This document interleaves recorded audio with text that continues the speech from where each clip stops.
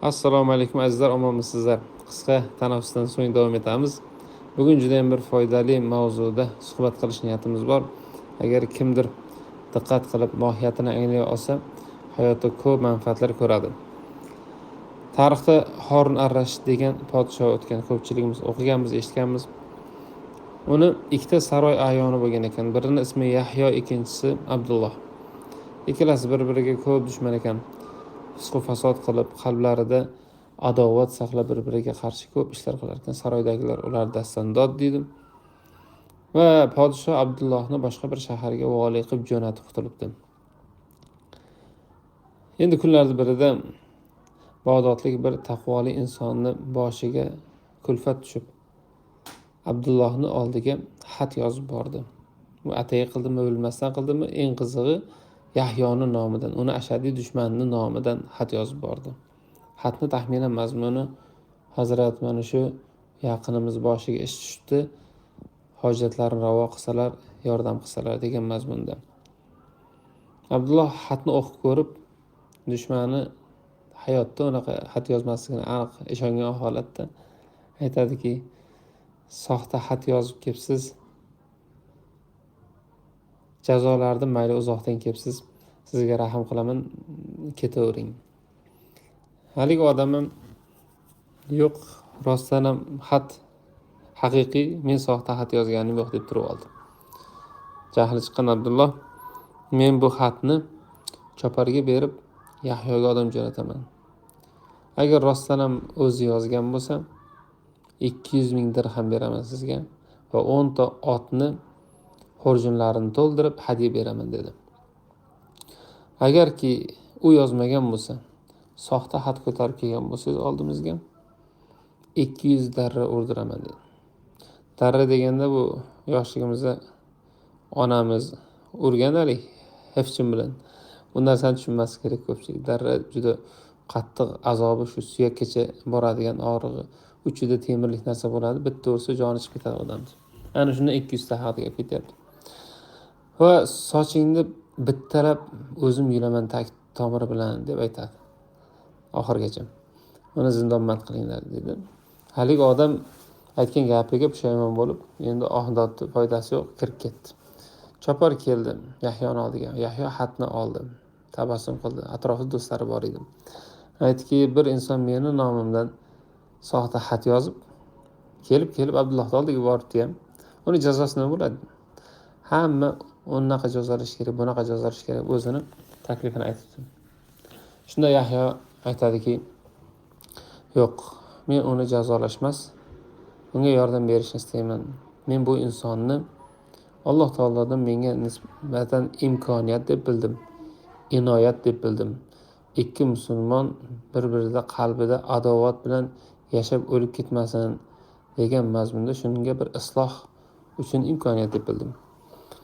Xudoyimni oldiga mana shu qalbimdagi adovat, dushmanchilik bilan borishlikni qanday bir yechaman ekan deb o'ylab yurardim. Musulmon 3 kundan ziyod xafalashishi, bir-biridan arazlashishi joiz emas-ku deb haqiqatda bir go'zal hikmat bilan tadbir qilgan ekan o'shanda Yahyo.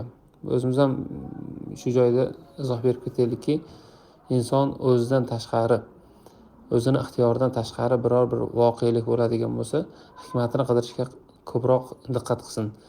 Sababi sizdan g'ayri ixtiyoriy ravishda biror bir voqelik yoki ish sodir bo'lyaptimi? Bu albatta Alloh taoloning rejasi bilan ketyapti. Uning rejasi o'ta mukammal bo'ladi.